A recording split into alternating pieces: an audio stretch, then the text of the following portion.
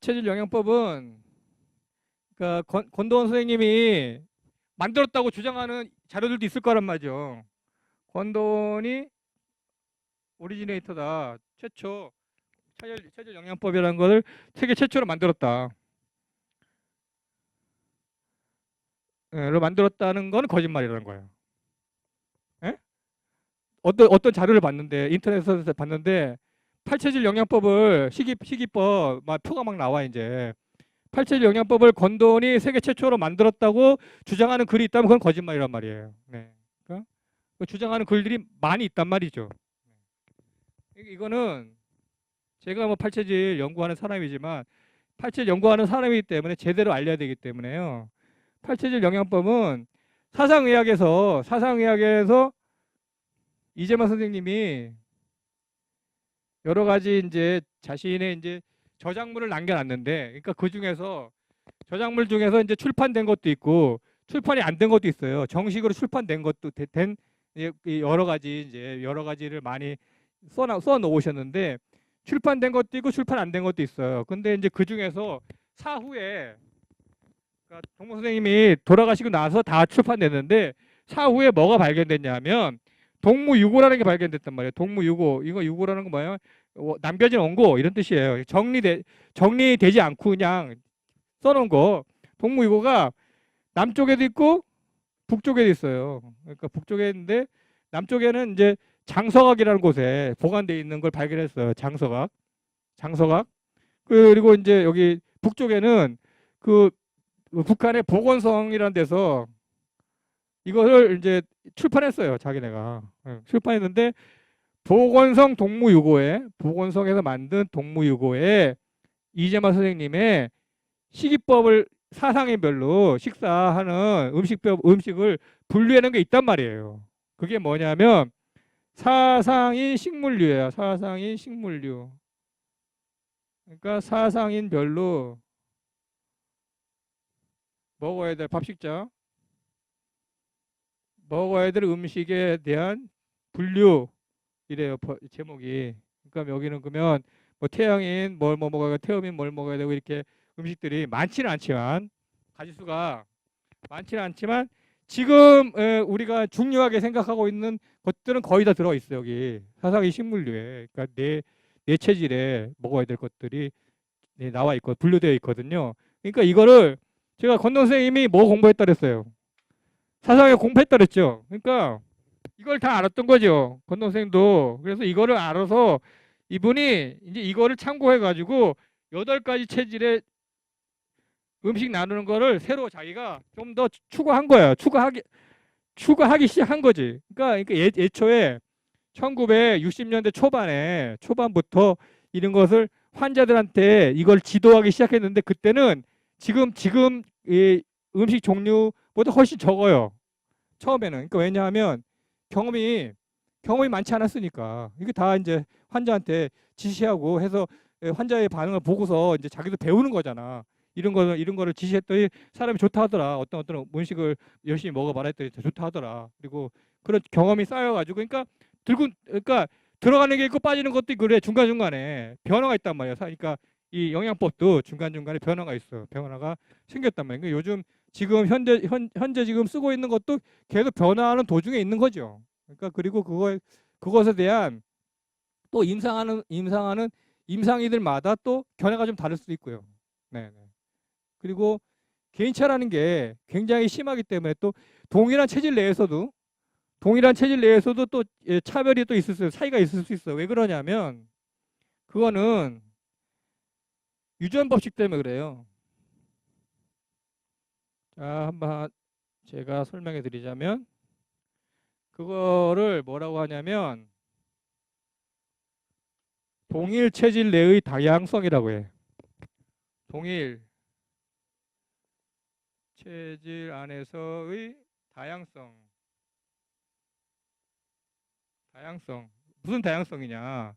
자, 어떤 만약에 목음 체질이 있다고 생각해 보세요.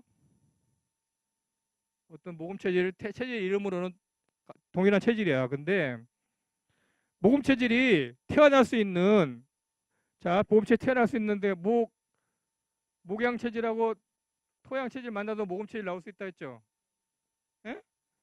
목양 모금 토양 토음 나올 수 있다 그랬잖아요. 그럼 아까 여기 또 우리 외숙모 외삼촌처럼 모금 금음 이래도 모금이 나올 수 있죠. 그리고 또 목양 금양 이렇게 나올 수 있겠죠. 예, 모금 토음 이렇게 여러 가지 모금이 들어간 여러 가지 배합 목양이 들어간 여러 가지 배합의 다양한 배합 중에 모금체에 나올 수 있잖아. 그렇죠? 그러면 자기 부모의 조건이 각각 모금 체질마다 부모의 조건이 다 다른 거잖아요. 예, 그러니까 같은 모금 체질을 하더라도 조금씩 미세하게는 다를 수 있다는 거야. 그런 다양성이 있다는 거야. 그러니까 음식도 똑같아. 음식도 어떤 모금 체질한테는 이걸 줘도 괜찮은데 어떤 모금 체질 이건 줘도 나쁠 수도 있다는 거야. 이 표상에서는 좋다고 되어 있지만 그러니까 그거는 그렇기 때문에 임상하는 사람마다 또 다양한 견해를 가질 수 있어요. 왜냐하면 자기 경험이 다르면 어떤 사람한테는 나 이거 좋다고 우리가 지금 하고 있는데 어떤 사람한테 줘봤더니 다르더라. 그건 내가 스스로 먹어봤더니 다르더라. 이렇게 주장할 수 있잖아요. 그러니까 그거 자기가 경험하는 걸 무시할 수 없는 거니까. 예? 그래서 그렇지만 이제 하여튼 지금 표에 나와 있는 것들은 이제 오랫동안 이제 경험이 축적돼 가지고 웬만하면 이제 이거 다 맞는데 그 중에서도 조금씩 다를 수가 있다. 그러니까 체질 내의 다양성. 그러니까 그건 아주 중요한. 왜냐하면 이건 부모의 조건이 다르기 때문에 그렇다.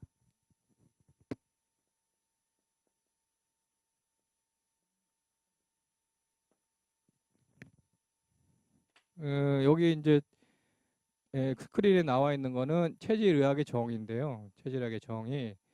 제가 이제 이거를 정의를 제가 만든 거예요. 이거는 그 건동 선생이 만든 게 아니라 체질의학의 정의는 한번 읽어볼게요. 체질의학은 인간이 가진 체질적인 조건과 개인과 개인과 사회, 개인과 환경. 자, 그러니까 모든 질병들이 어떤 개인과 개인 아니면 개인과 사회, 개인과 환경 사이의 관계에서 생긴다는 거잖아요. 예, 그러니까 개인과 사회, 개인과 환경 사이에 뭘 규정한다고? 관계를 규정해. 그러니까 이 체질의학에서는 제일 중요한 단어가 뭐냐면 관계예요, 관계. 거기다가 별표 3개 하세요.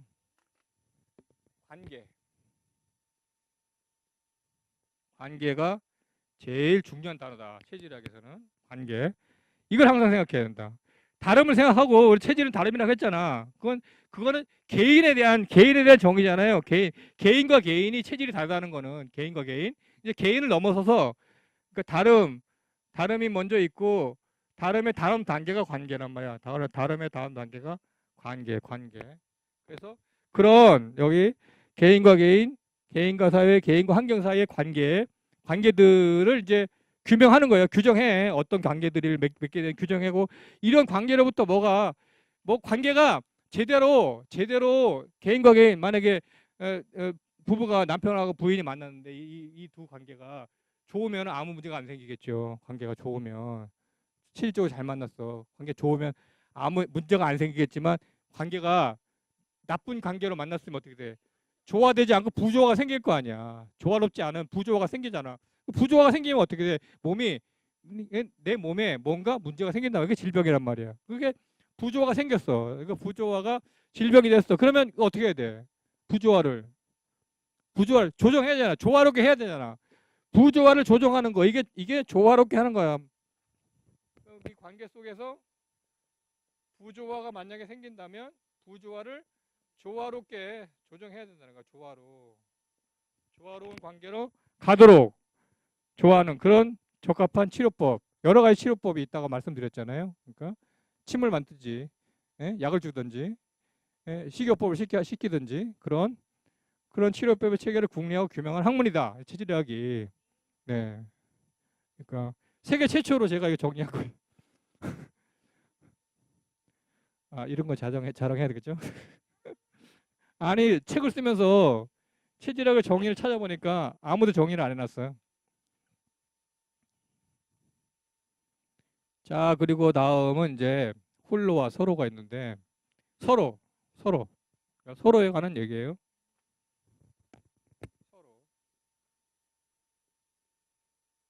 서로 그래서 한자로 상이라고 해. 상. 서로 상. 나우목 옆에 눈목자가 있어요. 예, 나우목. 영어로는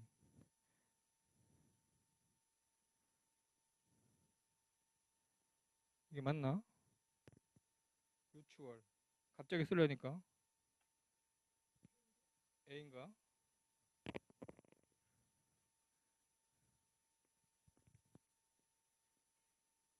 이거 맞나 모르겠다. 하여튼 아니 말고 영어가 짧아가지고 자 서로 송 선생님 아까 읽으셨으니까 이제 서로를 설명해 주세요. 서로 서로는 뭐 서로 자 우리가 이제 이 글자가 서로 상 이렇게 읽잖아요. 그럼 서로가 무슨 뜻이냐고 이렇게 딱 어느 분한테 물어보면은 갑자기 당황한단 말이야. 서로 말은 많이 썼는데 서로가 무엇인지 잘 몰라. 그러면 서로를 생각하려면 뭐가 필요하냐면 홀로가 필요해.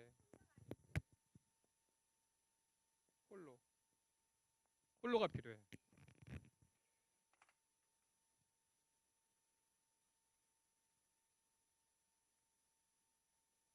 홀로는 홀로 자체로 있을 때는 아무 의미가 없어요. 가치가 없어. 가치가. 그러니까 없다는 건 뭐냐면 홀로가 홀로일 때는 가치가 규정되지 않았어. 가치가 규정되지 않았어요. 그리고 가치는 항상 상대적이야. 이게 중요해.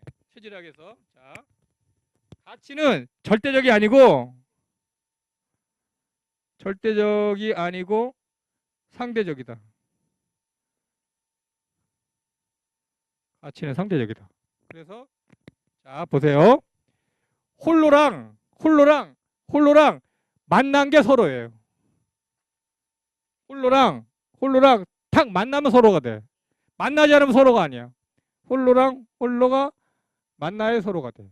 이게 바로 관계예요. 관계. 홀로랑 만나서 서로가 되고 서로가 바로 관계다. 그러니까 체질론은 항상 관계를 생각하는 학문이에요. 관계를 생각하는 학문이다. 체질론은 항상 관계를 생각한다. 자, 그냥 이해를 돕기 위해서 한 가지. 자, 이제 모금 체질 어떤 사람이 있어요. 이거 모금 체질 홀로가 있단 말이죠. 또 금음 체질 홀로가 있어요. 홀로. 예? 그리고 고등어 홀로도 있어. 고등어 홀로. 자, 그러면 고등어란 놈의 가치는 혼자 있을 때 어떻다고? 아무 의미가 없다. 의미가 결정되지 않았다. 가치가. 근데 고등어가 모금체질을 탁 만나잖아. 그러면 고등어가 모금체질한테 나쁜 놈이 돼. 그러니까 홀로일 때는 가치가 정해지지 않았는데 관계가 성립하는 순간 가치가 정해지는 거야. 나쁜 놈이 돼. 괜히 고등어가 나쁜 놈이 되고 싶은 욕구가 있어 없어? 예? 예? 예? 그 얘기예요? 예? 고등어는 나는 나쁜 놈이 되고 싶은 욕구도 없고 좋은 놈이 되고 욕구도 없어. 욕구 없는데 단지 모금 체질을 딱 만나는 순간 고등어가 딱 만나는 순간 나쁜 놈이 돼. 근데 또 옆에 같은 식탁에 고등어가 있어. 식탁에 같은 식탁에 금은 체질도 앉았거든. 근데 고등어가 금은 체질을 만나는 순간 좋은 놈이 돼. 동시에 모금 체질하고 금은 체질이 같은 식탁에서 식사하는데 식탁 위에 반찬이 고등어가 딱 올라왔는데 모금 체질한테는 고등어가 나쁜 놈이 되고 금은 체질한테는 고등어가 좋은 놈이 된단 말이야. 가치가 항상 모든 가치는 상대적이다. 그래 이제 내가 실질적으로 잘 안 맞는 배우자랑 결혼했잖아요. 예. 그럼 어떻게 돼? 서로 으르렁대겠지 맨날. 예. 소크라테스 부인이 뭐라고 악취라고 소문났죠. 예? 공자님 부인도 악취였대요. 자, 그럼 자, 항상 상대적이라고 했잖아. 그럼 소크라테스 부인한테 소크라테스는 뭐야? 소크라테스 부인이 악취라고 역사적으로 계속 욕먹고 있잖아. 그 소크라테스 부인이 본 부인의 입장에서는 소크라테스 뭐냔 말이야. 나쁜 놈이지. 그죠? 어떻게 일방적으로 악취이냔 말이죠. 항상 이게 상대적이란 말이야. 서로 관계가 안 맞기 때문에 관계가 틀어지는 거야. 관계가 틀어지니까 한쪽만 악처 소리를 듣는 거죠. 근데 어떻게 한쪽만 일방적으로 악처냔 말이죠. 네, 네. 그 공자님도 자기 부인에 대한 얘기 한마디 안 써놓거든요, 책에다가.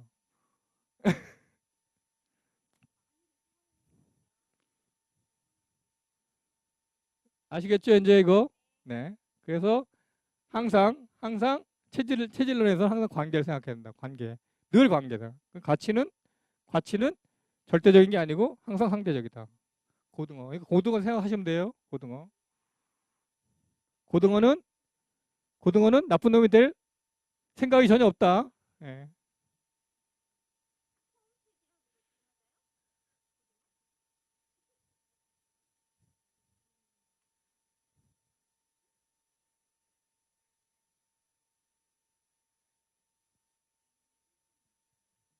자, 그리고 이제 여러분들 지난번에 팔체질 배열도 보여드렸잖아요. 그러니까 체질 내 다양성과 관계해가지고 이제 내가 설명해 드릴게요. 이렇게 돼 있죠, 이렇게 팔체질 배열도가 8부분이 딱 돼 있잖아. 그럼 여기가 수음 체질.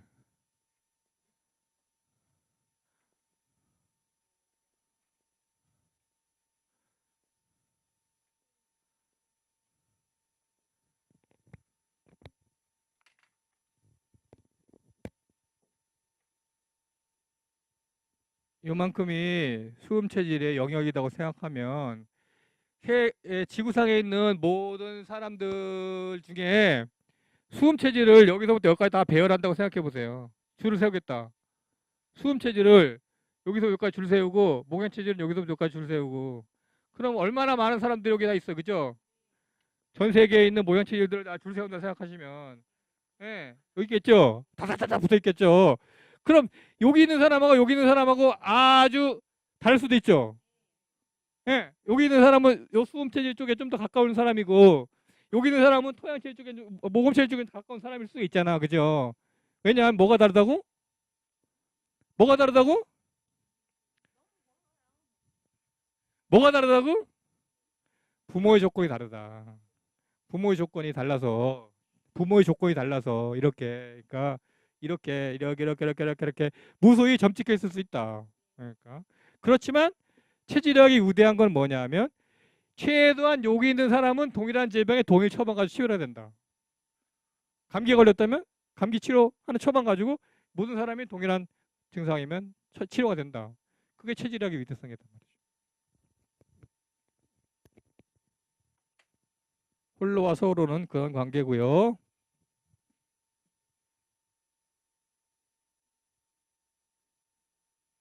고양별 얘기는 지난번 했죠. 고양별 목숨 얘기도 했고요.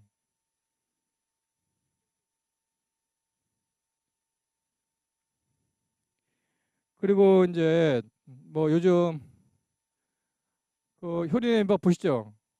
효린의 멤버 이효리가 예전에 뭐 한다고 한때 주장해서 채식주의 한다고 그 민박에서도 채식주의 하고 있나요? 예. 해산물은 먹는데요. 자 이제 그 얘기예요 지금. 자 채식주의를 영어로 하면 비건이라고 해요. 비건. 예. 비건이라고 하는데 이거 맞나? 비건이 이 비건은 원래 의미 비건의 의미는 단백질을 아직 하지 않는 사람이 비건이에요. 완전 그러니까 이제 이 동물성 단백질을 완전 섭취하지 않는 사람을 비건이라고 해. 그러니까 애초에 채식주의자는. 근데 이제 그렇게 하다 보니까 어떻게 됐겠어? 채식주의 하던 사람들이 죽었겠죠. 예, 자기는 그냥 건강할 목적으로 채식주의 뭐 무슨 중병에 걸렸다거나 해서 채식주의 하려고 했는데 많이 죽었단 말이에요.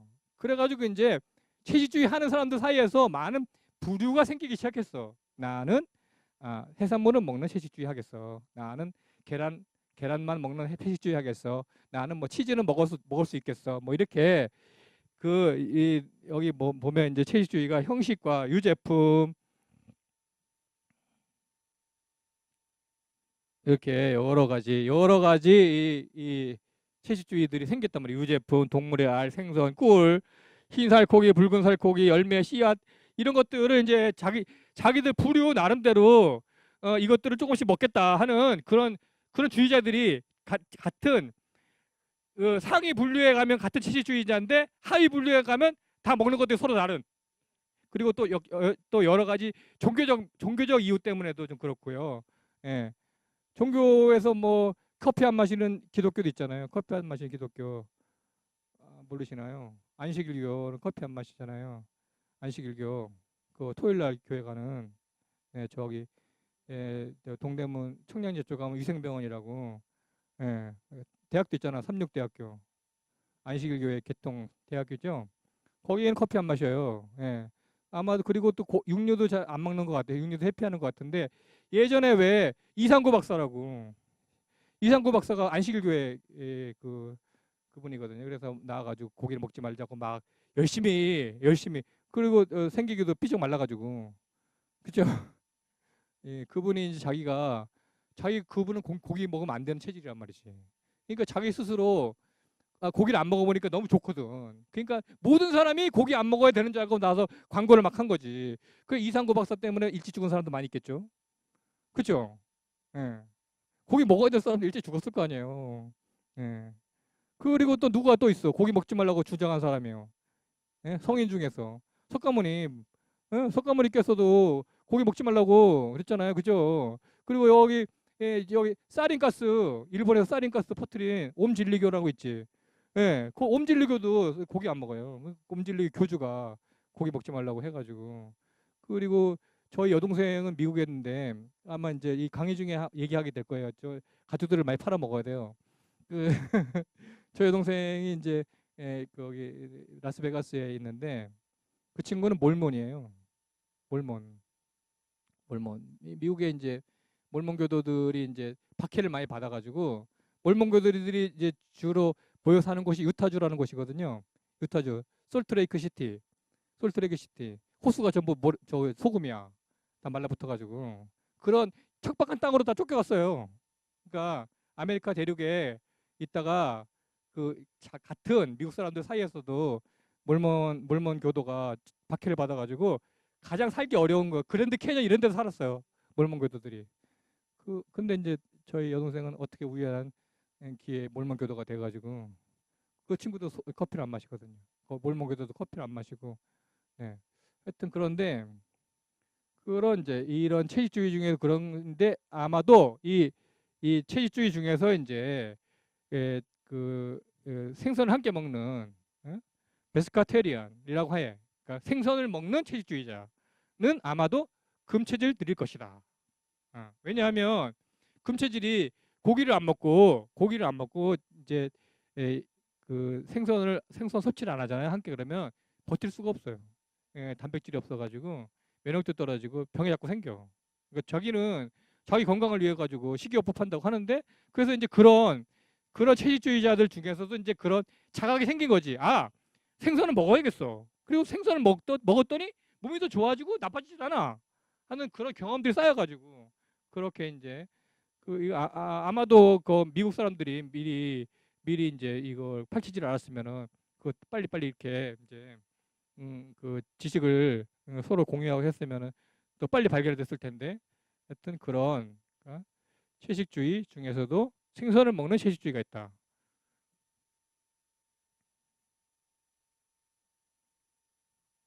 이거는 뭐 제가 지난 말씀드린 것 사상의학 속에 팔체질이 같이 들어있다는 거는 근데 이제 그 좀 애석하게도 이 무슨 말씀을 해놓으셨냐면 사상의학을 만드신 이재만 선생님께서 태양인 태음인 있는데 소양인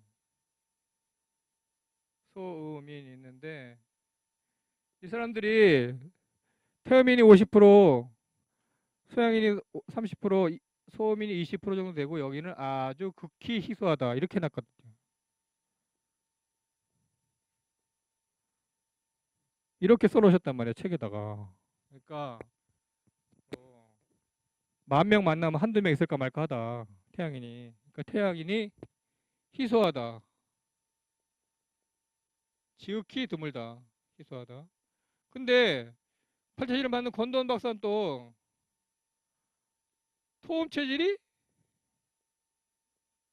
희소하다 이렇게 해놨어요. 뭐 20만 명당 한 명 있을까 말까 하다. 여기 더하지 뭐. 한 명 있을까 말까 하다. 20만 명. 이렇게 해놨단 말이죠. 그 문제. 그래서 이게 믿을 만한 얘기냐. 그러니까 그것 때문에 이제 사상의학을 하는 학자들 사이에서도 또 우리 팔체질을 공부하는 이 임상이들이나 또 팔체질 공부하는 학자들 사이에서도 의견이 아주 분분해요. 근데 이제 저는 이제 어차피 여기는 저의 클래스이기 때문에 제가 말하는 것을 이제 들으러 오신 분들인데 저의 이제 견해를 말씀드리자면 이것도 틀렸다고 생각해요. 이건 이제 왜냐하면 여기 이제 그 태양이는 금체질, 금양체질, 금음체질이라고 말씀드렸잖아요. 근데 우리 팔체질 하면 이 금양체질, 금음체질 많이 만나거든요. 그래서 팔체질을 임상을 해본 사람들은 이거를 동의하지 않는단 말이지. 태양은 희소하다는 거를 동의하지 않아. 팔체질 임상을 해보면 알아. 알아. 딱. 그리고 아까 말씀드린 것처럼 우리가 팔체질 약을 어디다 쓴다 그랬어. 이 사상인 약을 쓴다 그랬잖아. 그러니까 태양인에 써야 될 약을 여기다 쓰거든. 근데 아무 문제가 없어요. 병도 잘 낫고. 그러니까 그래서 팔체질 하는 사람들은 이거를 딱 이제 인정 안 한단 말이에요. 그런데 이제 팔체질을 이게 토음체질 희소하다고 창시자께서 얘기를 해놨기 때문에 이거를 권도원 박사를 도지고대로 믿는 사람들 검증 없이 아무런 검증 없이 그 권도원 박사 얘기를 고지고대로 믿는 사람들은 이걸 믿는단 말이죠. 근데 제가 이제 주장하는 바는 희소하지 않다. 예. 저의 이강재의 견해는 있을 만큼 있다. 응? 희소하지 않다고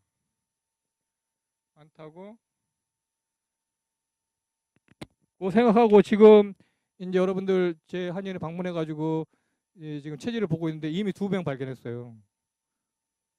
20만 명 중에 한두 명 발견했으면 지금 35명 중에 두 명 발견될 수가 없잖아. 그죠? 예. 예. 예. 그리고 이제 저희 조합의 상근 직원 근무하는 상근 직원 20 몇 명 되는데 그 중에서 한 명 있어요. 예. 그러니까 희소 20만 명당 한 있다는 거는 조금 이제 수정돼야 될 것 같잖아요. 그죠? 하여튼 그래서 이제 그거를 관심을 가지고 토음 체질에 대해서 관심을 가지고 지켜봐니까 훨씬 많다. 그리고 많이 발견된다. 그러니까 전혀 희소하지 않다. 그러니까 그거는 이제 왜 희소하다고 정의됐는지는 좀 제가 이제 토음 체질 강의할 시간에 말씀드릴 텐데, 그러니까 여러분들도 그러니까 이런 것도 보면 이제 그 찾다 보면 토음 체질 자료가 없어. 인터넷에 이제 찾다 보면 왜냐하면 희소한다고 정의돼 있으니까 만날 생각을 안 한 거죠. 권 박사가 자기가 스스로 토음 체질이 희소하다고 개념을 갖고 있으니까 자기 눈앞에 토음 체질이 와도 몰라. 다른 걸로 보는 거야. 다른 걸로 봐. 다른 걸로. 예. 예. 금량으로 보거나 토양으로 보거나 금음으로 보거나 이래 본단 말이에요. 그러니까 그리고 또 이 토음체는 맥이 어려워요. 맥을 잡기가 특별한 좀 테크닉이 필요해. 그러니까 그걸 이제 그렇고요. 그러니까 여러분들도 하여튼 누가 이렇게 얘기하거든. 네, 자신 있게.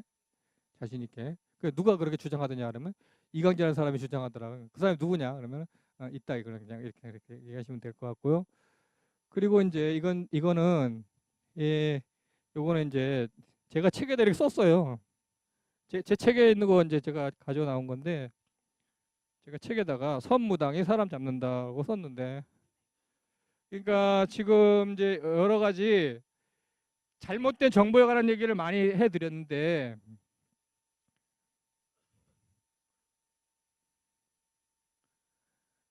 이 사회에는 각양각색의 사람들이 존재하거든요. 이 사회에 각양각색의 사람뿐만 아니라 각양각색의 생물들도 존재하죠. 각양각색의 생물. 예. 여러분들 그 진먼지 진드기라고 하세요. 진먼지 진드기를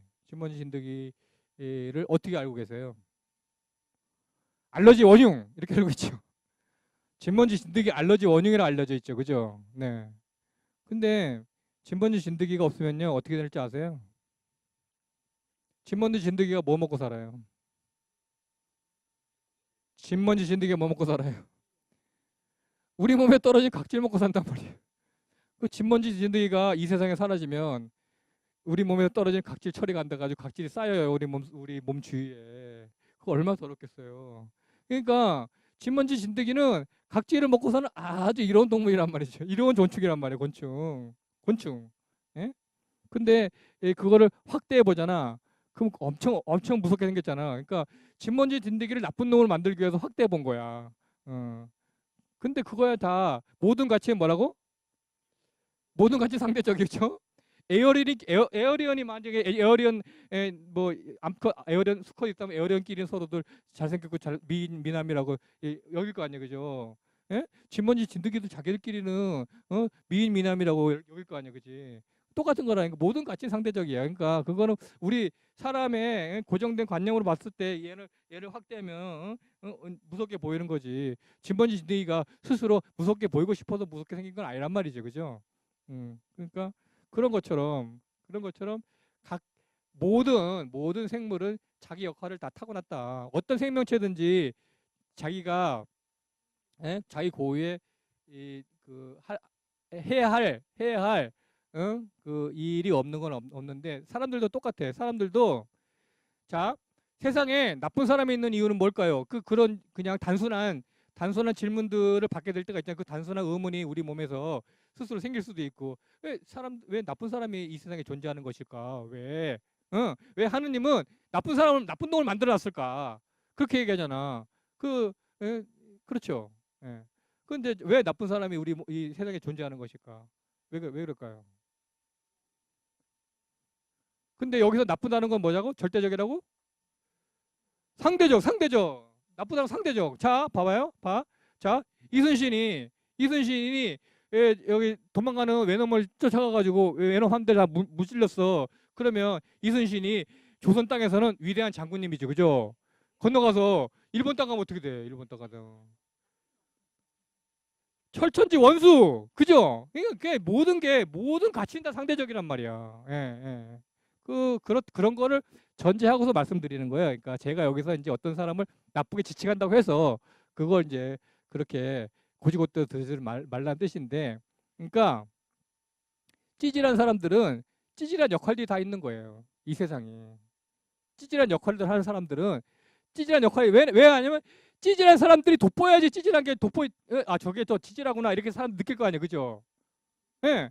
찌질한 사람들이 하는 행동들이 돋보여야지 사람들이 저건 다 찌질한 행동이구나 이렇게 느낄 거 아니야. 예. 그러니까 찌질한 사람들은 찌질한 행동을 하도록 이 사회에 하도록 존재하고 있는 거야. 그러니까 마치 이 사람들이 그런 사람들이다. 이 사람들이. 그러니까 여기 이제 그 예? 일반인들 그 카페들이 있어요. 일반인 카페가 이제 아주 회원이 많네. 요즘 또 뭐가 또 뜨고 있잖아. 공진모가 뜨고 있죠, 그죠? 그러니까 뭐 공진모가 나쁘다는 뜻이 아니라 모르시는구나. 드루킹 기사를 안 읽으셨구나. 하여튼 드루킹 들어갔어요. 근데 하여튼 일반인 카페 팔찌질 관심 있고 팔찌질 공부하려고 카페 활동하는 건 말릴 수는 없잖아. 그죠? 그건 사람 행동은 뭐 자유민주국가에서 자유로운 일인데 근데 이제 사람마다 욕심이 다 다르고 욕심이 다 달라. 그리고 또 체질의 또 특징이 뭐냐면 다른 거니까 내가 도저히 저 사람의 행동을 이해 못할 거를 어떤 사람 할 수도 있어. 그죠? 예. 그게 체질이란 말이에요. 나는 도저히 왜 저런 찌질한 행동을 하고 있나 하는 생각이 드는데 그 사람은 그걸 버젓이 하고 있거든. 예. 그 이해가 안 돼. 그걸 그냥 어떻게 이해하면 되냐? 저 사람은 저런 행동을 하도록 명받았구나. 이렇게 생각하면 돼요. 그러니까 자 생각해 보세요. 어떤 몇천 명이 모이는 카페가 있는데 카페를 운영하는 운영자가 이런단 말이죠. 어떤 자기 이제 회원한테 여성분 회원한테 내가 당신의 체질을 봐줄 테니까 당신이 홀딱 벗은 사진을 찍어가지고 나한테 보내셔. 그런단 말이에요. 그게 권장되어야 될 일이냔 말이에요. 비판받을 일이냐고. 그래가지고 그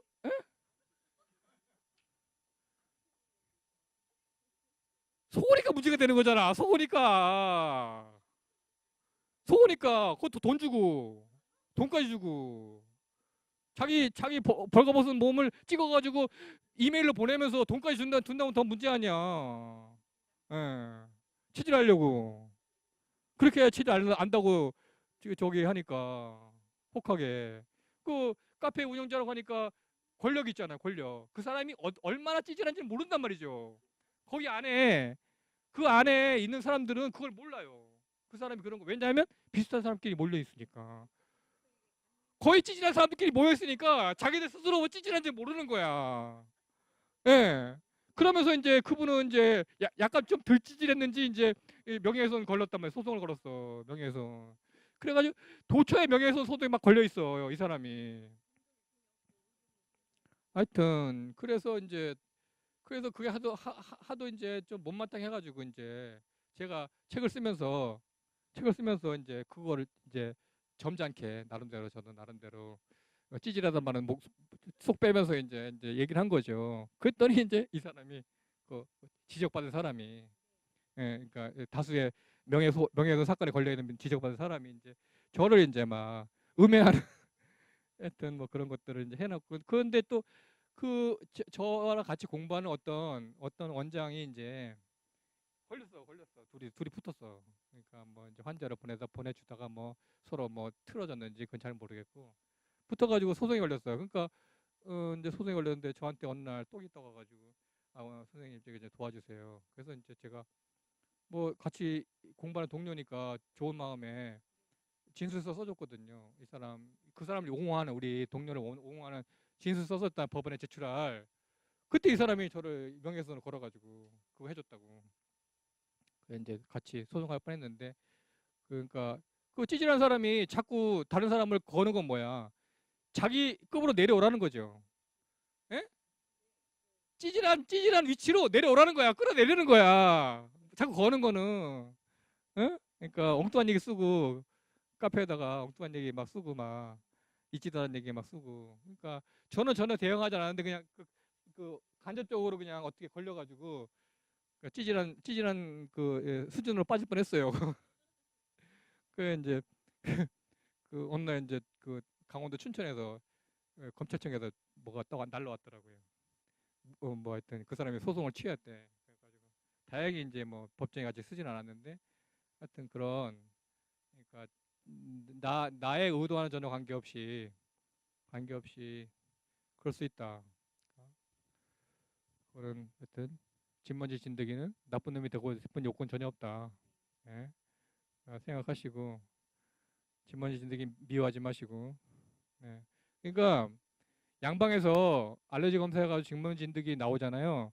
그거는 다음에 가시거든 그렇게 알아두시면 돼요. 진먼지 진드기 나왔어 그러면 검사 측에서 원인을 모르겠습니다 하고 얘기한 거랑 똑같다. 예. 예? 그리고 이제 우리가 많이 요즘 많이 알고 있는 헬리코박터라는 놈도 있잖아. 헬리코박터. 걔놈은 나쁜 놈이야, 좋은 놈이야. 헬리코박터 뭘 생기게 한다고. 위궤양 생기게 한다고. 헬리코박터 해가지고 저기 뭐야 노벨상 받은 사람도 있잖아, 그죠? 전에 헬리코박터 그 뭐야 그 요구르트 선전까지 나왔지 그분이. 근데 헬리코박터를 있잖아. 그래서 병원에 가서 헬리코박터 검사해가지고 헬리코박터 나왔잖아. 그 항생제를 먹여가지고 헬리코박터 다 없애잖아요. 그럼 다른 병이 생겨요. 그게 이제 요즘은 이제 그게 이제 서양에서 새로운 논문들이 쏟아지기 시작했어. 헬리코박터를 다 없앴더니 엉뚱한 데가 나빠지는 거야. 그러니까 헬리코박터란 놈도 우리 몸속에 필요한 놈이었다는 거지. 예. 그러니까 다 그냥 운 나쁘게 위궤양 많이 걸리는 사람 속에 헬리코박터가 거기가 좋아서 많이 있었던 거야. 헬리코박터가 위궤양을 일으킨 게 아니고, 예. 위궤양이 생기는 사람 몸의 환경이 헬리코박터가 살기 좋은 곳이야. 그 어떤 사람 속에 위궤양이 있으면 그 환경이 헬리코박터가 서식하기 좋은 환경이야. 서식하기 좋은 환경이 몰려들 수밖에 없잖아요. 헬리코박터 입장에서는 저기 살기 좋은 동네야. 그래서 막 갔는데 그 어느 날 내시경이 딱 들어와가지고 딱 잡힌 거지. 아 여기 헬리코박터 있네. 근데 여기 위궤양도 있네. 여기 헬리코박터도 있네. 아 그럼 얘네가 얘를 만들어 놓은 놨나 보다. 그렇게 생각한 거지. 근데 노벨상 딱 준 거잖아요. 노벨상. 노벨상이 멍청한 상이라니까. 그러니까. 네네. 네, 10분 쉬었다 하겠습니다.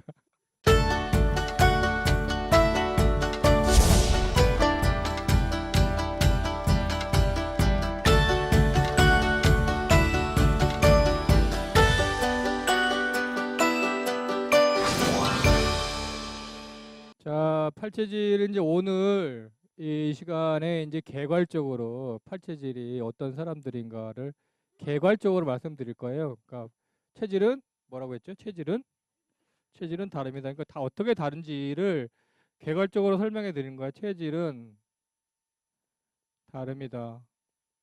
어떻게 다르냐? 8가지 체질이 다름이 있다는 거를 이제 여기 이게 87 배열도인데 이게 다 방향이 있다고 했어요. 방향. 여기는 북쪽, 북. 여기는 남쪽. 여기는 동쪽. 여기는 서쪽. 여기는 북동, 남동. 여기는 남서, 북서, 서쪽의 방향인데 여기 이제 먼저 여기 북동에 있는 요게 여러분들 이제 태양이 지구를 중심으로 태양을 봤을 때 길을 그려놨잖아. 그죠? 그런 게 뭐라고 그래요? 황도라고 해요. 황도. 지구를 중심으로 지구에서 태양이 계절마다 뜨는 위치 이렇게 해가지고 태양이 어떻게 지나가는지를 그러니까 가상의 하늘에다가 태양 길을 그려놨단 말이에요. 사실은 우리가 지구가 태양 주위를 돌고 있는데 지구 입장에서 봤을 때 태양이 하늘에 어디 예, 계절마다 태양이 뜨는 위치가 다 다르잖아요. 그거 이제 그려놓은 길이 황도란 말이에요. 황도를 생각하시면 돼요. 그러니까 태양과 어차피 자 지금 태양과 지구 사이의 관계를 말하는 거다. 그러니까 모든 게 다 관계라고 했잖아요. 태양과 지구 사이의 관계를 말하는 거다. 예. 그 이제 북동에 여기 배열된 체질이 목양 체질이란 말이에요. 목양 체질. 목양 체질은 나온 목에다가 변양 목양 체질인데 목양 체질은 이제 어떻게 생겼냐면 체구가 누가 생각나지? 누가 생각나요?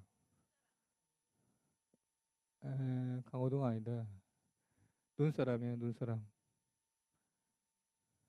눈사람. 자, 모든 목양체질들이 눈사람처럼 생겼다? 그러니까 이거 이제 이건 다름을 설명해 드리기 위해서 얘기하는 거예요. 다름이 어떻게 다른지를 설명해 드리기 위해서 말씀드리는 거기 때문에 그렇게 알아들으시면 돼요. 모든 모양체질들이 다 이렇게 생겨요. 자, 어떻게 보자. 자, 체격이 어떤가? 전체적으로 이 사람을 봤을 때 어떻게 생겼다? 아, 이 사람은 동그랗구나.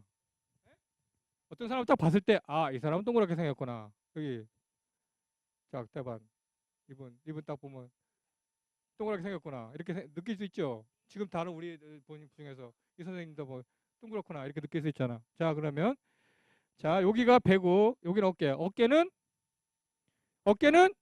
좁고 배는 뚱뚱하다.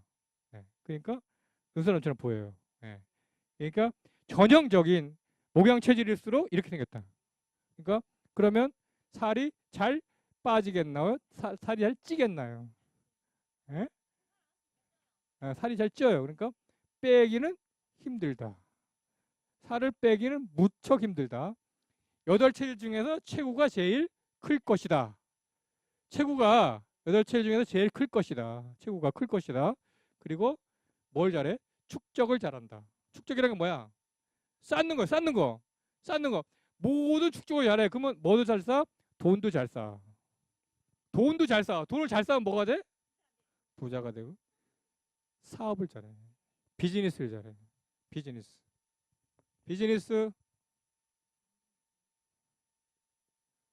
예? 쓰기보다 쌓길 좋아해. 돈 냄새를 잘 맡아.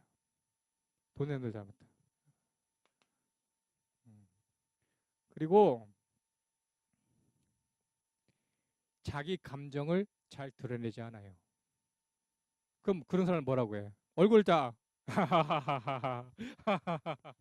야, 대박. 음흉하다 그죠? 자기 감정을 얼굴에 표현을 안 해. 자, 그러면 자, 제가 어떤 사람들하고 식탁에 둘러 앉아가지고 포카 친다고 생각해. 포카 치는데 얼굴에 저 같으면 어떻게 하냐면 좋은 표가 들어왔잖아. 그러면 이래. 에? 나의 감정을 감추지 못해. 근데 이 사람은 어떻게 해? 이 사람은 좋은 패가 들어오나 나쁜 패가 들어오나 표정이 똑같아. 뭐라 그래 그러면? 그 있는 사람 뭐라고 해요? 포커페이스라고 하잖아. 그게 괜히 나온 얘기 아니야. 그럼 이 사람이 돈을 딸 수밖에 없죠. 포카팔에서 돈을 제일 잘 따는 사람이 포카페이스야. 감정을 드러내지 않는 사람. 나쁜 패가 들어오나 좋은 패가 들어오나 똑같은 거야. 이렇게 포커페이스라고 해. 그러니까 비즈니스 잘하는 거야. 왜냐면 비즈니스가 뭐예요? 남하고 거래하는 거잖아.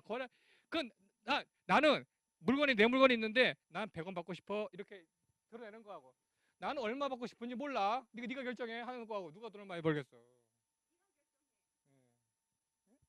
속마음을 안 드러내는 게 포커페이스다. 그러니까 우리 속담에 무슨 속담이 있냐면 한 길 물속은 알아도 10길 물속은 알아도 한 길 사람 속을 모른다에 해당되는 사람이 한 길 사람 속을 모른다는 사람에 해당되는 사람이란 말이야. 속마음을 들키지 않는다. 그리고 기본적으로 말이 없는 사람. 우리 지난번에 포도당 주사 얘기할 때 뭐라고 했어요? 그 사람이 이명호 박사가 뭐라고 물어봤어? 권동원 박사가 이명호 박사한테 뭐라고 물어봤어? 그 사람이 과묵하더냐 물어봤잖아. 과묵이 뭐예요? 과묵. 말없을 묵자거든요. 과자는 과할 과자다. 말없음이 과하다. 과하게 말을 안 한다. 왜 말을 안 하겠어요? 이 사람이 왜 과묵해지겠어요? 왜 과묵해지겠어요? 말을 하면 피곤해. 자기가 알아. 말을 많이 하면 피곤해진다는 걸 스스로 알아. 그러니까 조금만 하는 거예요. 그렇다고 수다자기가 없다는 뜻은 아니에요. 목양체질이면서 수다자기 아주 많아요. 푼수도 많고. 푼수 뭔지 알죠? 푼수가 뭐야? 상황에 안 맞는 말 하는 사람. 그죠? 상황에 안 맞는 말 하는 사람 푼수 있잖아요. 예. 목 들어간 사람들 푼수가 많아요. 목양도 그렇고 목음도 그렇고. 그러니까 상황 파악을 잘 못해.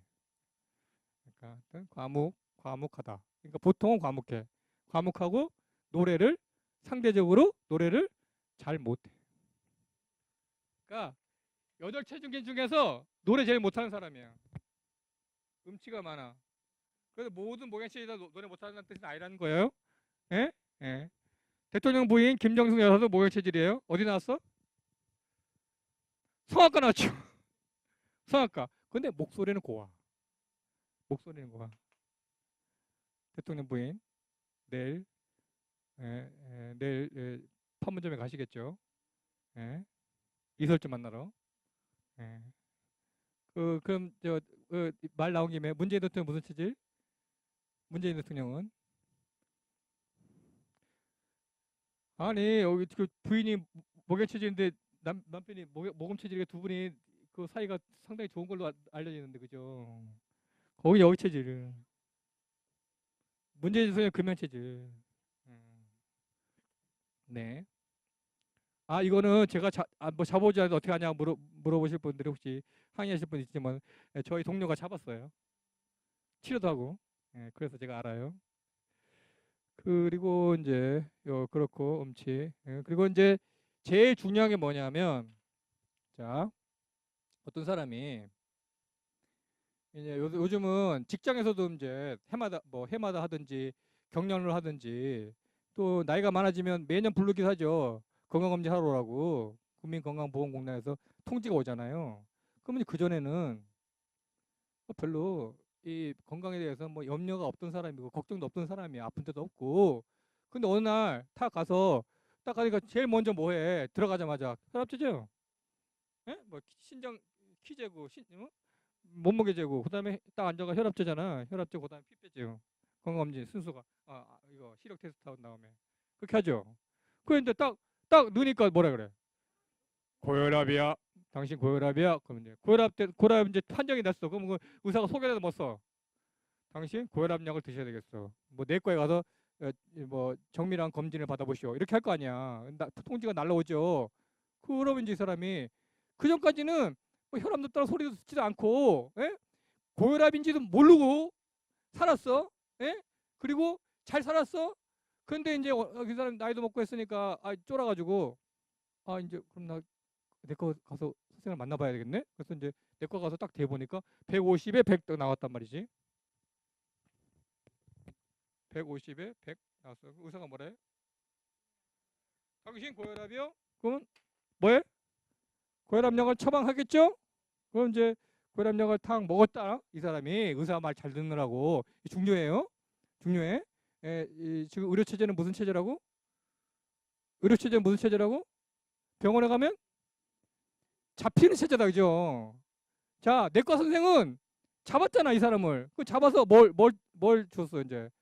약을 줬어. 왜 약을 줘? 약을 줘야 돈을 받으니까. 그죠? 예. 그래서 이제 이 사람은 다 의료 체제에 이제 고혈압 환자라는 의료 체제에 딱 잡혔잖아. 그래 이제 딱 잡혀가지고 나는 이제부터 고혈압약을 먹어야 되겠지. 나는 열심히 건강해져야지. 그러는데 혈압약을 먹으면 먹을수록 어느 날 힘이 없어. 자, 혈압약 먹었죠. 예? 그 전까지는 건강했어. 아무 문제 없이 혈압약 먹었잖아. 이렇게 자 먹을수록 어느 날 딱 보니까 힘이 없네. 그래요? 느껴 이제 혼자 힘이 없네. 혈압약 먹었더니 힘이 없네. 예?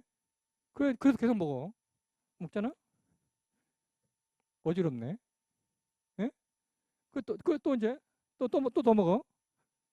헛게 보이네. 헛게 보여. 자 의사 건강검진 의사 만나기 전에는 어떻게 했어? 어떤 사람?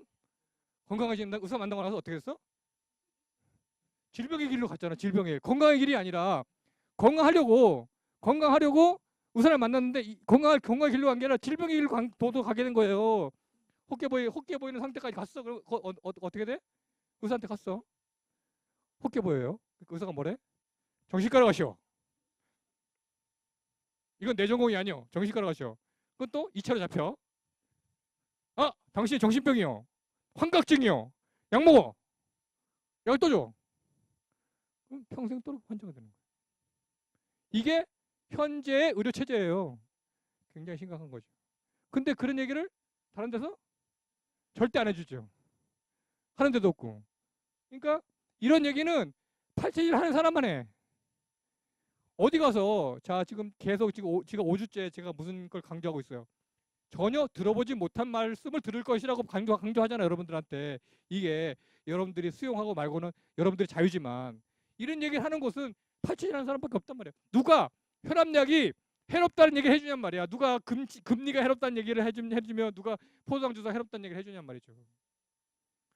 그러니까 목양체질은 혈압이 150, 100 되는 게 정상이야. 이게 정상이란 말이야. 이게 본태성 고혈압이라고 그래. 본태성 고혈압. 본태성 고혈압이 뭐야? 날 때부터 고혈압.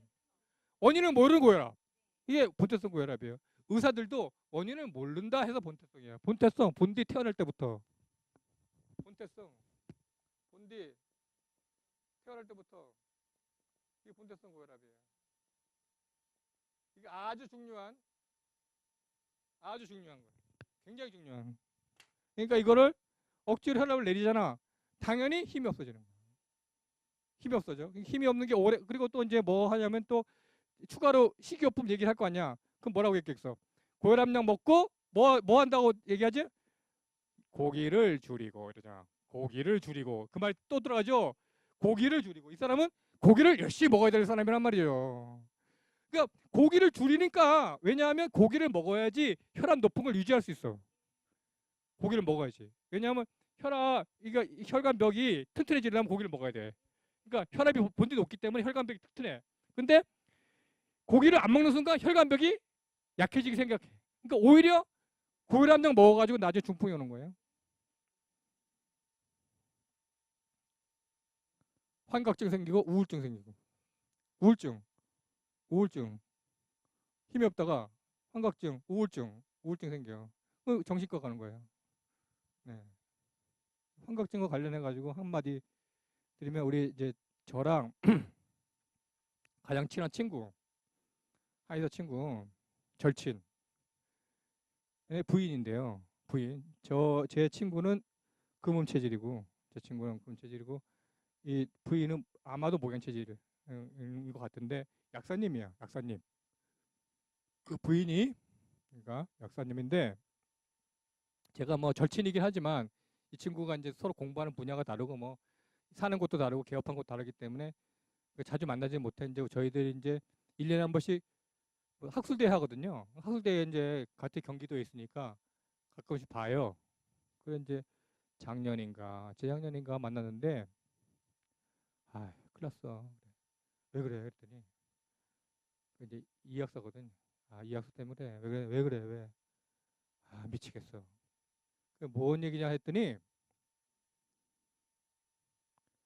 냄새가 난다고 난리가 났다는 거야.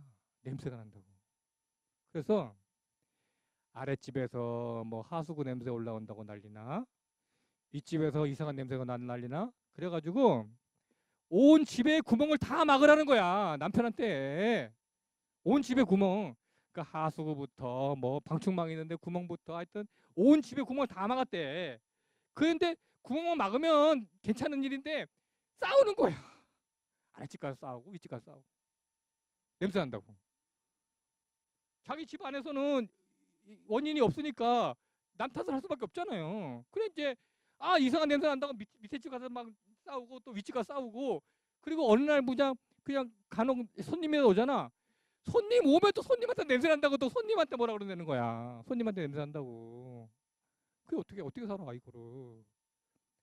하여튼 온 집안에 모든 구멍을 다 막았는데도 냄새가 안 없어지는 거야. 그건 뭐야?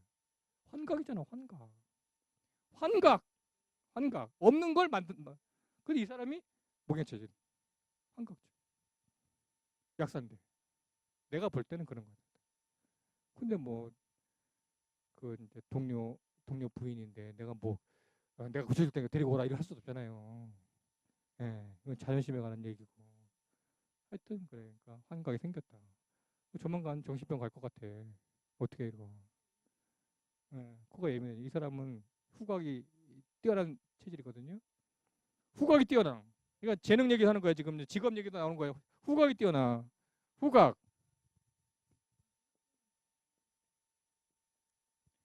후각이 뛰어난 거. 자, 여러분들 이제 전에 인기 있었던 드라마가 있어. 윤시윤 나온 거. 윤시윤. 윤시윤이 뭘로 유명했어? 1박 2일 나온 윤시윤이요. 뭘로 유명해졌어? 제빵왕? 김탁구. 그 제빵왕 김탁구의 재능이 뭐예요? 어떤 냄새를 잘 맡아? 빵의 반죽이 발효가 되면서 적당히 했을 때 선을 안 넘어가고 가장 빵이 맛있을 때 냄새 나는 거잖아. 그죠? 예. 그거 그 재능이야. 예. 그러니까 요리 잘하는 사람들의 재능이죠. 빵뿐만 아니라 그러니까 진짜 요리를 잘하는 사람은 맛을 잘 맞는 사람들이기보다는 냄새를 잘 맡는 사람들이야. 자, 자 보세요. 자 어떻게 생겼냐? 자 한복선 요리 연구가 어떻게 생겼어? 한복선 엄마. 요리 잘하는 사람들은 TV에 나와가지고 요리 연구가 나온 사람들 대부분 이렇게 생겼잖아. 그렇죠, 그렇죠. 그런 사람들은 입맛이 뛰어난 사람이 아니고 냄새를 잘 맡는 사람들이란 말이야. 진짜 요리를 잘하는 사람들은 냄새를 잘 맡는 사람들. 근데 그러니까 셰프 중에서도 냄새에 치중하는 셰프가 있고 멋에 치중하는 셰프가 있어. 예? 맛에 치중하는 셰프가 있고 멋에 치중하는 셰프가 있어. 예? 뭐 여러분 보시면 무슨 뭐 요즘 저런 거 나오잖아. 냉장고를 부탁해. 거기도 보면 그런 사람도 있는데 자 보세요. 스테이크 쫙 만들어 놓고 스테이크라는 게 뭐 얼마나 대단한 요리예요. 그냥 고기 그냥 생고기 갖다가 들 구워 놓은 거잖아 그게. 예? 예? 실제로 셰프가 할 일이 별로 없어. 예? 좋은 불이 하는 거죠, 그죠? 예? 좋은 고기와 좋은 불. 그러니까 너무 뭐해? 너무 할 일이 없었지 셰프가. 그럼 뭘 해? 괜히 이런 거 장식하잖아 이런 거 막 옆에다 막 그냥 막 올리고 막 그런 걸 치중하는 사람은 멋에 치중하는 사람은 목양체질 셰프가 아니야.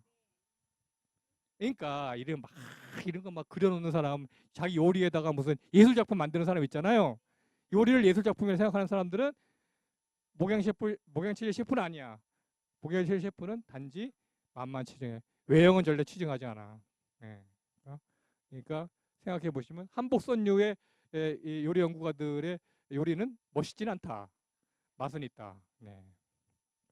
뭐가 뛰어나다? 후각이 뛰어나다. 후각이 뛰어나다.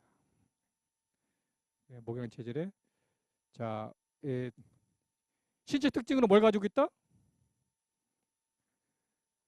본태성 고혈압을 가지고 있다. 이게 제일 중요해요. 제일 중요해요. 예. 그러니까 높은 게 정상이다. 높은 게 정상이다. 150에 100이 정상이다.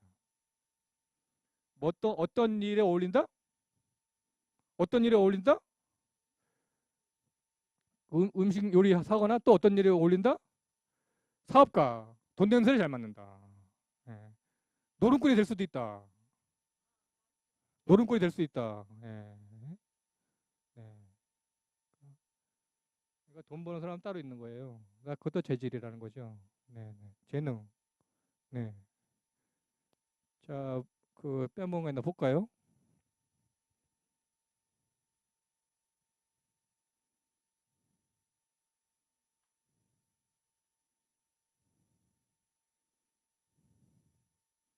그리고 이제 땀 얘기를 안 했구나. 땀 얘기. 어, 이 체구가 다른 체질에 비해서 체구가 크다고 했죠. 그리고 목 체질들은 목성을 닮은 체질을 했잖아요. 목성을 닮은. 목성은 등치가 크잖아요. 이 체질은 땀이 많다. 생리적으로 땀이 많아. 생리적으로 땀이 많아. 그러니까 땀이 많은 게 정상이네. 병이 아니고. 그러니까 찬밥을 먹어도 땀이 나. 그런 사람 있죠. 찬밥을 먹어도 땀이 나. 그리고 여름에 땀이 줄줄줄줄줄 흐르는 사람 있잖아. 자 이제 돌아가셨는데 그 호랑이 선생님 하던 탤런트가 있어요. 호랑이 선생님 누구예요? 조경환 씨. 조경환 씨 어떻게 생겼어? 생겼죠. 자 지금 이제 생각해 보세요. 탤런트 조경환 씨가 만약에 아침마당에 나왔다고 생각해 보세요. 아침마당에 나오면 뭐 어떻게 앉아? 소파에 딱 앉지. 여기 MC가 2명 앉아 있고 남자 MC 여자 MC 딱 앉아 있고 아침마당 MC 앉아 있고 초대 손님은 소파에 딱 앉아 있지. 그러면 조경환 씨 무릎 위에 딱 항상 가져 나오는 물건이 있어. 손수건 왜 가져 나와? 늘 땀이 많이 나거든. 땀이 나는 게 정상이다. 그러니까 이래가지고 한여 될 거야. 이제 엄마들이 우리 아들이 너무 여름만 되면 땀이 많이 나. 그래 이제 지금쯤은 이제 뭐 5월이나 이때쯤 여름 되기 전에 이제 데리고 온단 말이에요. 우리 아들 땀 좀 먹게 해줘요. 땀을 뭐 환기 먹이면 땀 안 난다 하는데 뭐 환기 좀 들어 듬뿍 넣어가지고 뭐 약 좀 해줘요. 막 이러고 온단 말이죠. 그러면 이제 제가 뭐라 그랬어요? 당신 아드님 땀 먹으면 죽습니다. 그랬죠. 네. 왜 땀이 나겠어? 생각을 해보세요. 속에 열이 많기 때문에 열을 발산하게 땀 내는 거예요. 그러니까 열을 발산하려고 땀이 나는데 땀을 막으면 어떻겠어? 어디서 터지겠죠. 속에서 터진다고요. 어딘가 터져. 네. 그러니까 땀이 많다. 네. 했네요. 그러니까 더운 목욕을 즐기는 땀을 많이 내는 게 그러니까 운동을 해도 땀 내는 운동 부하가 높아가지고 땀이 많이 나는 운동 해야 되고 그러니까 겨울에 땀 많이 안 흘리면 부어요. 겨울은 붓잖아. 땀 많이 안 나기 때문에 그래서 겨울에 뭐 해야 돼? 사우나 하면 되죠. 사우나. 예. 자, 근데 사우나 가도 어떤 사람은 오시원 이런데 어떤 사람은 이런 사람 있죠. 같이 그냥 찜질방 같이 갔는데 친구들끼리 찜질방 갔는데 어떤 사람은 어시원 멘트 건데 막 들어갔다 이러는데 어떤 사람은 이런 사람 있잖아. 그럼 어떻게 돼? 그 사람 뭐야? 땀 흘리면 죽는 사람이잖아. 그 얘기 이따가 하겠습니다. 네. 이제 반대는 뭔 체질? 금량 체질. 왜냐하면 반대 얘기하는 거는 서로 반대되는 사람들을 생각해야 되기 때문에 그러면 이해가 좀 쉬운데 여기는 좀 그렇게 완전히 반대되는 게 좀 있질 않아서 좀 애매하긴 한데요. 자, 자 이제 반대되는 걸 생각해 봅시다. 여기가 음치면 여기는 어떻게 했어? 아니, 노래를 잘하는 것도 있지만 하여튼 음악 재능 재능이 많다. 최근에 그 이제 근래 50주년 콘서트 하고 있는 데뷔 50주년 콘서트 누가 하고 있어요? 용필아 씨. 용필 콘서트 가면 어떻게 한다? 예, 처음부터 끝까지 노래만 한다. 첫 곡보다 마지막 곡이 더 좋다. 왜냐하면 왜 그래? 이 사람은 자꾸 써먹어야지 좋아지는 사람이야. 여기는 소리를 써먹으면 써먹을수록 목이 쉬어. 목이 쉬어. 자, 목이 쉬었다는 건 뭐야? 내 몸이 뭐야? 나한테 목을 쓰지 말라고 경고하는 거죠. 목이 쉬었다는 거는 너 목 쓰지 마 하고 경고하는 거야. 경고. 예, 예. 여기는 목을 쓰면 쓸수록 더 좋아져. 그러니까 끝 노래가 첫 노래보다 훨씬 좋아. 예. 그러니까 조용필 어디 나와가지고 얘기하는 거 한번 들어보세요. 인터뷰할 때 첫 질문은 모기 소리만 얘기해요. 모기 소리만 얘기한다고. 지난번에 우리 권도 선생 강의하는 거 보셨죠? 뭐 얘기 한두 말도 얘기하시죠 처음에. 어머어머 이렇게 얘기하잖아요. 어머어머 이렇게 얘기하잖아요. 예, 그죠? 예, 그렇게 얘기한단 말이야. 그러니까 이 사람이 목이 안 트인 사람인가 이렇게 생각할 수 있도록 원래 카랑카랑한 사람인데 그렇게 얘기해. 예, 음악 재능이 높아서 그리고 금량 체질은 제일 중요한 재능이 뭐냐면 창의성이에요.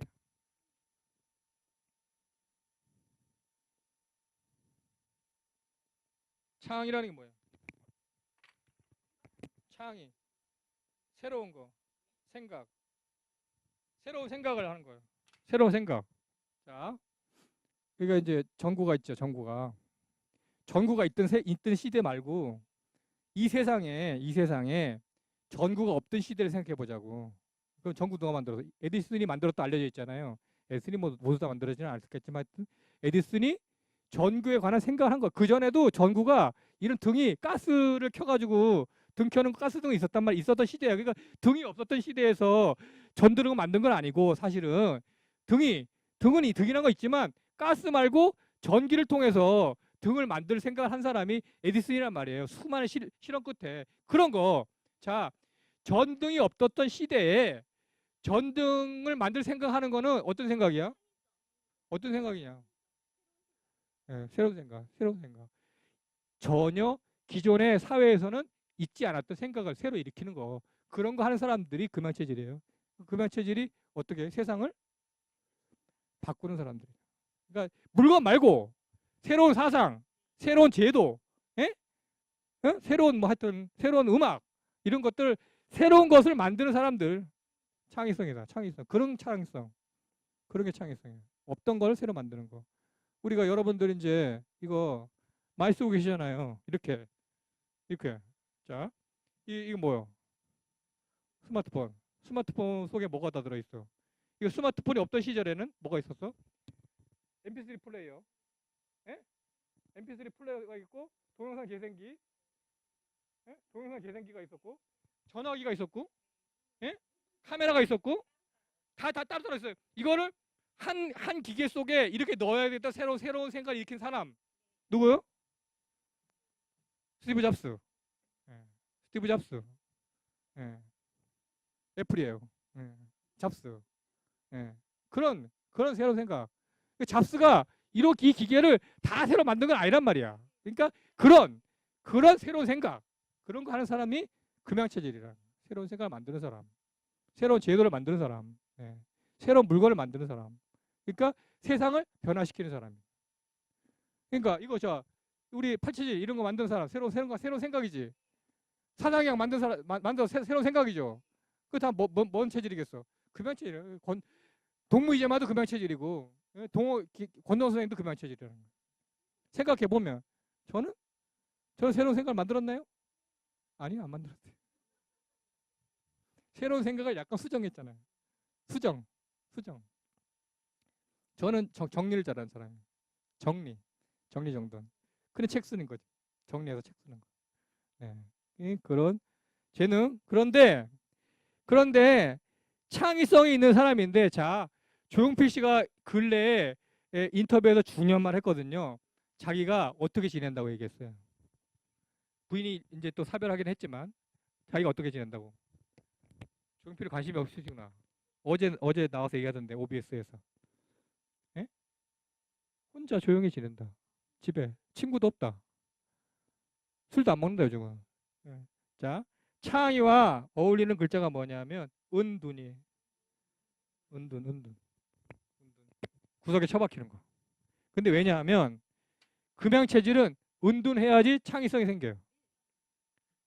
사람 만나면 창의성이 안 생겨. 그러니까 금양체질이 창의성을 잘 발휘하려면 은둔해야 돼. 자, 서태지의 컨셉이 뭐야? 컨셉이? 서태지 컨셉이 신비주의잖아. 신비주의. 은둔하는 거 은둔. 그러니까 서태지가 자기가 하고 싶어가지고 신비주의 하는 게 아니고 잘 안 나오니까 사람들이 쟤는 신비주의 하는가 보다 이렇게 갖다 붙인 거잖아요. 내가 언제 서태지 나는 신비주의자입니다 이렇게 얘기 안 했잖아. 그죠? 예. 서태지도 뭐 새로운 걸 만들었지. 우리나라에 새로운 거 만들었잖아. 랩하는 거. 랩 가지고 트로트 비슷한 랩을 만들었잖아. 미국 랩이 아니고 우리나라 실정에 맞는 트로트와 비슷한 랩을 만들었잖아. 한국적인 랩. 예. 그러니까 랩이라는 거는 힙합 음악은 미국에서 이미 있었던 건데 그거를 한국 실정에 맞는 힙합을 만든 거지. 서태지라는 사람이. 네. 그 전에는 그냥 그 힙합 하는 사람들이 미국 힙합 하는 사람들 흉내내 가지고 했는데 서태지는 그거를 꽈서 한국 사람들한테 어울리게 잘 전파되도록 그렇게 만든 거죠. 그러니까 창의죠. 은둔이다. 은둔해야지 창의다. 그러니까 자꾸 사교 활동하고 그러니까 사람들이 아, 왜 조용필 씨 방송에 자꾸 나오세요. 예능도 좀 하세요. 서태지도 자꾸 나와가지고 나와서 뭐도 알려주세요. 이렇게 요구하잖아. 그렇게 요구를 하면 안 되는 거지. 왜냐하면 서태지라는 사람과 조용필이라는 사람이 대중에게 뭐 좋은 음악 만들으라고 있는 사람들이잖아요. 그게 그 사람들이 스타를 만들어준 거잖아. 그러니까 서태지랑 조용필이 좋은 음악을 만들려면 가만히 둬야 돼. 은둔하도록. 불러내면 안 되고. 또 은둔하고 있는 사람 한 명 또 있잖아요. 배용준. 예, 원빈 이런 사람 은둔하고 있지. 잘 안 나오고 광고만 가끔씩 찍고. 예, 배용준 뭐 배용준 원빈은 금명일이 모르겠는데 배용준은 금명인 것 같아요. 네. 이런 재능이 있고, 그러니까 음악 재능이 있어요. 그러니까 여기 음악 재능이 없고 여기 음악 재능 중에서도 연주하는 사람들보다는 작곡, 뭐 베토벤이나 이런 하여튼 새로운 걸 만들어내는 사람들이 금양치질일 가능성이 높고, 뭐 성악도 유명한 성악가도 많이 있어요. 노래도 잘 부르기 때문에. 네. 그렇다고 금양치질이 모두 노래를 잘 부르는 건 아니다. 그러니까 그런 뜻입니다.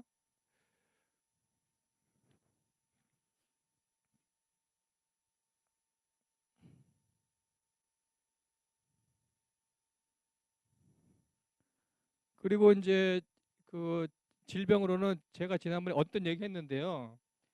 피부가 굉장히 건강한 상태에서는 피부가 굉장히 좋아요. 이 사람들은 피부가 좋은 사람들인데 이 그 이제 이 현대 식생활 이게 뭐야, 고기가 늘 널려 있고 밀가루를 많이 먹잖아요. 그 유제품 같은 거 많이 먹잖아. 그러면 그런 거를 자꾸 먹잖아. 그러면 뭐가 되냐면 아토피성 피부염이 생기는 체질이다. 아토피성 피부염인데 그냥 뭐 이렇게 아이들 좀 가렵고 뭐 이렇게 해가지고 생기는 그런 피부 말고, 아토피성 피부염이란 뭐냐면, 자, 자기 피부가 이렇게 있어요. 자기 피부 위에 이렇게 한꺼풀 이렇게 마치 뭐처럼 코끼리 피부처럼 두껍게. 그런 사람 본 적 있죠? 주위에서 코끼리 피부처럼 한꺼풀이 더 있는, 머리부터 발끝까지 그런 거. 예? 아, 그래요? 예, 이렇게. 그 사람은 자기가 스스로 나오지는 않았을 거야 아마. 아니 그러니까 이렇게 아주 심한 그런 피부염을 가진 사람은, 이 사람들은 고기를 먹으면 그게 그렇고, 또 여러분들이 또 그런 보도를 보셨는지 모르겠지만 저기 유럽에 어떤 알프스 이쪽에 예, 무슨 모임을 했냐면 세상의 모든 전기 제품으로부터 떨어져 있는 사람들, 그런 모임 하는 사람도 있어요 유럽에. 뭐에 예민한 사람들이야? 정전기. 예? 정전기나, 그러니까 또 이제 에, 이 전자기장에 유명한 예민한 사람들이 있거든요. 그래가지고 뭔 운동을 펼치냐면 이 그 송전탑 있잖아. 송전탑, 송신탑, 이 무슨 이동통신사의 송신탑 이런 거 철거해 달라고 막 그거 모임하는 사람도 있어. 그 모임을 취재를 하러 기자가 갔는데 여기 앞에다가 딱 여기다 검색대 해놓고 취재 기자의 모든 전기 제품을 다 뺏어.